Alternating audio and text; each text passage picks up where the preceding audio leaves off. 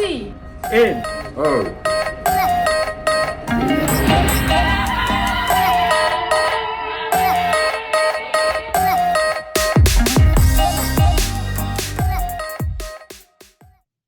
Hello, good people. Welcome back to another episode of TNO. This is a post-analysis discussion of some Survivor South Africa Season 7. Thanks, Matt, for telling me which hand to do that with, by the way. That is a good pointer. Today we're looking at episode 6. We're going to start off with the recap. Kobus, take it away, my man. Okay, so episode 6, it was loaded with emotion. I'm hoping you all enjoyed it like I did. For me, it was a phenomenal episode. And also what was cool was there were two challenges. First was a rewards challenge, which I call a launch and catch challenge. And what was so cool for me to see was once again the underdogs, the misfits, coming in and snatching the win. I always love seeing that in Survivor. And then with the immunity challenge, also a very, very good challenge. The tribe had to work as a team to perform well in this challenge. And yeah, obviously the more physical teams stepped up to the plate and snatched the win there. And yeah, unfortunately, Tanya, the mountain climber, the good balance beam lady, couldn't make it back in time. Boom, and they lost the immunity challenge. So Laume ended up going to tribal council again, like we sort of predicted to some extent in our last podcast. And so yeah, Tanya got voted out. Actually, no surprises there. I think what the production crew did well here, Claudio, is they, because it was actually a straightforward vote, they made it seem as if there might be a blind side coming up. And I think it kept you on the edge of your seat. So I think that was really well done from the production team side of things. And then, quickly I have to to say that Nathan and Nicole got sent to the Island of Secrets, just because we have to mention that. And obviously there was an idol there. They got the advantage in the game, so the Amigos are going strong. Claudio, what's your quick take on the recap? Yeah, man, a lot of interesting things happened. Let's start off with the Island of Secrets. Nicole and Nathan got sent to the Island of Secrets by the design of CPay. Biker Queen CPay was at it again.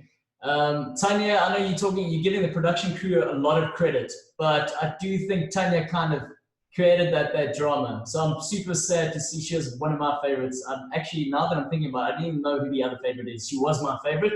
So I'm pretty sad about that. But we got a nice tribute coming for her towards the end of this episode, so stay on. And if you don't like the rest of this episode, at least watch the ending because it's quite good. Yeah, man, I found the Jacques revealing, he did reveal some things early on to bond the trust, or to build the trust of the Lumay tribe, which was an interesting move. I didn't think it was the best one at the time. So Hula, Nathan is on a slippery slope at the moment. The people aren't trusting him. His attitude's sucking ass, and I think it's primarily because he's missing home. And Taula, we've got like a bit of a face-off between Dante and Rob. So some interesting things happened within this episode. But I think let's move on to the Golden Spear now. And the Golden Spear is where we decide, or we look at the episode and we decide who played the best moves within the episode, and they ultimately get better or further within the game. So Kobus, who do you think deserves the Golden Spear this time around? Well, I think someone who made a big move for me in this episode was Dante when he said, okay, he thinks Rob's got too much power in this game and he needs to get rid of him before merge. That is actually a very accurate prediction from Dante's side. And so poaching the Flint and taking that away from Rob, to me, that was an excellent move. Then, yeah, also I must say, I was sad to see Tanya go. And what I want to also, although she screwed up in the challenge, in the immunity challenge, and because of her, they had to go to tribal council, I do want to mention that Tanya did a phenomenal thing in this episode for me, which was she took the only angle she could to justify the tribe not voting her out. and she worked that angle, and I really appreciated seeing that from Tanya's side. So I definitely. think she fought tooth and nail. Yes. So, yep. She didn't just lie down and say, oh, I'm the weakest player, I'm going to get voted off. She worked an angle, and that's what I like to see. And I was actually sad to see her go. She actually grew on me a bit throughout this season or throughout like a wart. Yeah, she grew on you like a wart. First, you're repulsed by her, and then she grew, and then it became part of you. And eventually, you started showing it to your mother and your girlfriend and said, hey, guys, look, this is my wart, Tanya. Yeah, it sort of like became your party trick. Any case, and Claudio, for you, Golden Spear. Yo, man, I've got a couple of suggestions here. I mean, Dante, obviously, for literally taking Rob's spark away in the game. so yeah, that wasn't bad. And Rob himself, we're going to talk about him. He deserves nothing from the Golden Spear side. Sipe, I mean, like I said, by design, she sends Nicole and Nathan to the island, trying to maintain that Amigo alliance. She's also a huge catalyst for bringing the tribe together in the first place to compete in that reward challenge, getting donuts for Jackie. We all know, I think the whole country the world rather, whoever's watching the episode is rooting for Lumet to win the donuts because Jacques needs to eat something. He's losing a shitload of weight. And she was also she's been transparent. So she's been getting them to talk to each other in the best way possible.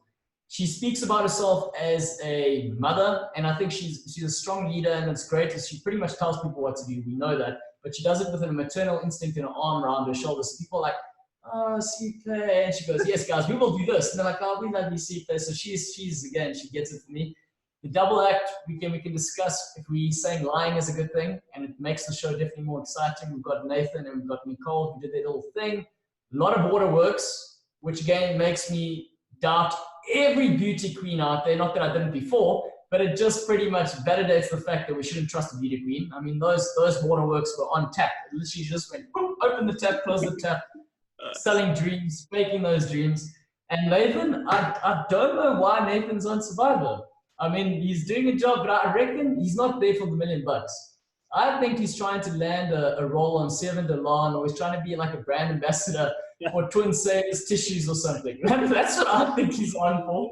Okay. But Golden Spear, we need to award it. Sorry, Golden Spear. And then obviously the band of misfits, who I think is average Joes. They're a bunch of average Joes. That the lacrosse challenge literally reminded me of Dodgeball. You watch Dodgeball, eh? Yes. It literally reminded me of Dodgeball, where we had the average Joes versus Taulo, who were the Cobras, and they cleaned up and they did well. So I think they're also deserving of the Golden Spear because they work well together. And then the other people. But I think that's who I'm sticking with right there. So what are you thinking? Yes, see, Claudia, yeah, no, there was actually, this episode, there were a lot of candidates for the Golden Spear, almost like the last episodes for the wooden spoon. Yeah. There were a lot of competitors, eh? But in this episode, we had a much less wooden spoon candidates. But in any case, what do you say? Let's give it to Dante. Yeah, actually, because Dante made me eat my words a little bit. I think the previous episode I said I see no future. So you're right. Yeah, Dante. Dante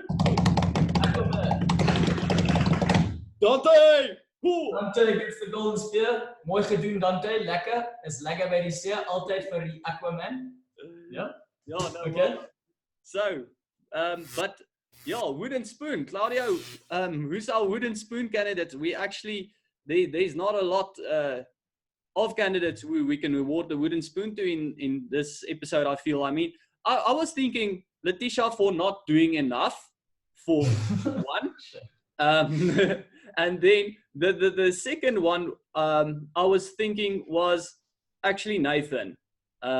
Because, I mean, he's this big tough guy, but, you know, he's a bit of a pansy, you know. Hey. Nicole said it's very brave to be that vulnerable. So let's not judge him.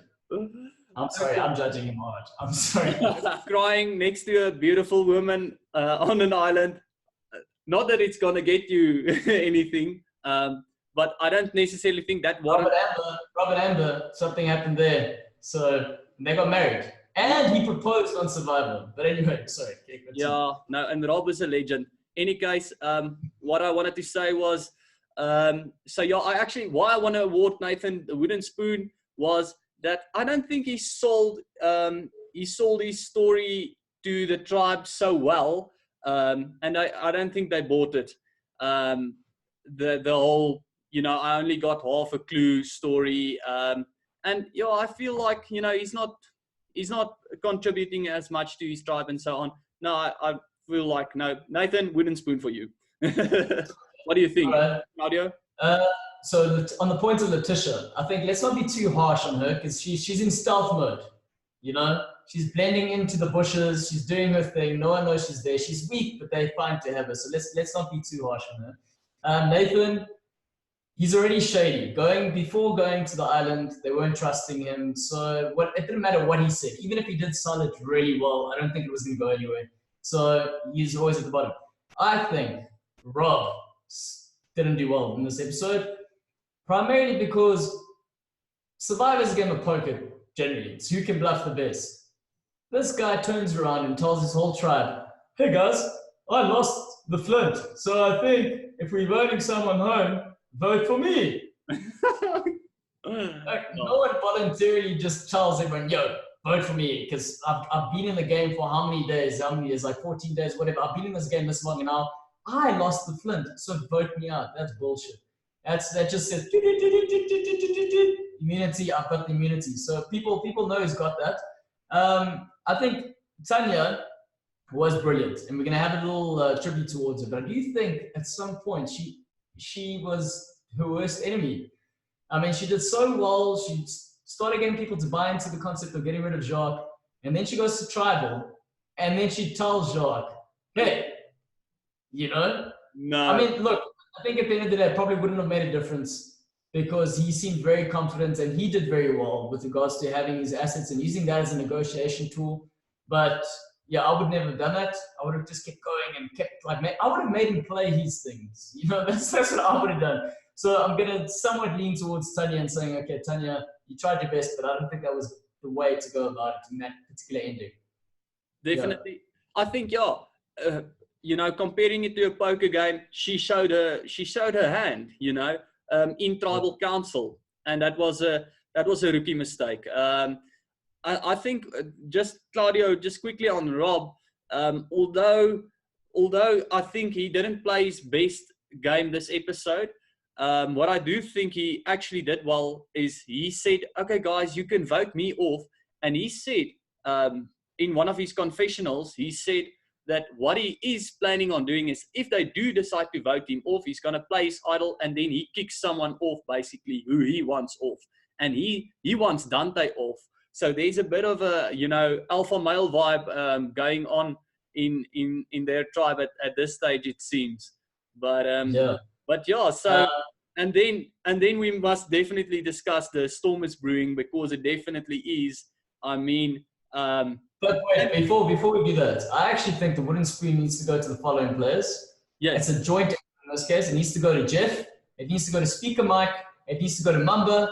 Because where the hell are they? In this game, how many? We 6 episodes in, and I've seen nothing of either one of them. I've seen Speaker Mike in the beginning, and nothing. Like what? Even if you're bored, guys, I understand the producers, guys. I understand you show whatever happens. But if I was super bored, I'd be playing with the chickens, releasing. I would give you guys something. I don't know that. I'm not trying to sell myself. I'm just trying to say, like, what are they doing on the game? Exactly. Yeah. I think you make a very valid point, Claudio. I think you need to remember, you're on TV. Make it worth watching. Do something. I mean, flipping hell. Hide the spade, hide the flipping, the flint. Do something. Like you say. Don't I don't know, catch a chicken, or this reminds me of is in the very first Survivor, Richard Hatch, who won. Can you remember him? At one point, which was so cool about him for me, at one point he was just wandering around on the island and he found one of the most poisonous snakes in the world chilling on a branch, and he said, I want to see this snake swim. And he took it off of the branch and chucked it into the waves, and it swam into the waves. I mean, that's cool. I mean, just full disclosure, I'm not playing around with any poisonous snake. That's not what I'm doing. Yeah. Anyway, Let's decide on the wooden spoon quick. I think wooden spoon, I agree with you. Let's award it to Mike Maba and Jeffrey. They're not doing enough. All right, Storm's brewing. Let's quickly get into this. There's a lot coming next episode. We got Jacques, who's finally said he's going to lay low. I think that's probably the smartest thing he can do. We got Nathan, who seems like he's going to be given a lifeline because it seems like there's a little merge that's going to come. So this is the perfect timing for him to regroup with his lost amigos. And you can see distance makes the heart grow fonder, and his heart is breaking for Rob. So he up for Nathan, Rob. Yeah, that relationship's hurting. And then, that's pretty much. Anything else you want to say from the Storms Brewing? Yeah, I want to say you actually made a good prediction in the last episode when we said that Lyle May's got to be careful that if they were to become one of the worst tribes ever, like Oolong, who ended up with only one castaway in the tribe, and you said you don't think the production team will let that happen. They will probably bring in another merge, and I think that's exactly what happened at this stage. Storm is brewing, so there's going to be a merge. Once again, I think it's going to show the character and quality of players because they're going to have to build new relationships really fast, and that's something I love to see in the game. Also, I think Jock's playing a phenomenal game, and what Sipe and what's his name was already considering. What's the Dural? Sorry, he's doing so little I can't remember his name. Anyway, what they were considering is already at this tribal council is, can you beat Jock, come final tribal council? And they said no. He's already in people's minds as someone who's warranted as being the ultimate or the sole survivor and winning the million. So I think that really shows he's in a strong position. And then just one last thing about Jock. A very interesting article came across my phone this week. Where it actually showed that the puzzle he had to solve in last week's episode was impossible. Did you see that article? Yeah, I did. Yeah. Oh. So it turns out, ladies and gentlemen, boys and girls, that there was a mistake with the puzzle. And they only figured that out 30 minutes into the challenge, but they did say they reset the challenge and they gave them a fair advantage to start again. So it was still level playing field. So he still ended up losing, but he did have loudmouth Felix talking shit behind his back. Yeah. All right. That said, let's get to the big moment. The tribute to the one and only, the kooky, rock climbing, daughter of a bank robber, tenacious T, the doobie smoking, Tanya. Starting right about now. Go! Have the sacred stone. Oh, this you crazy mother.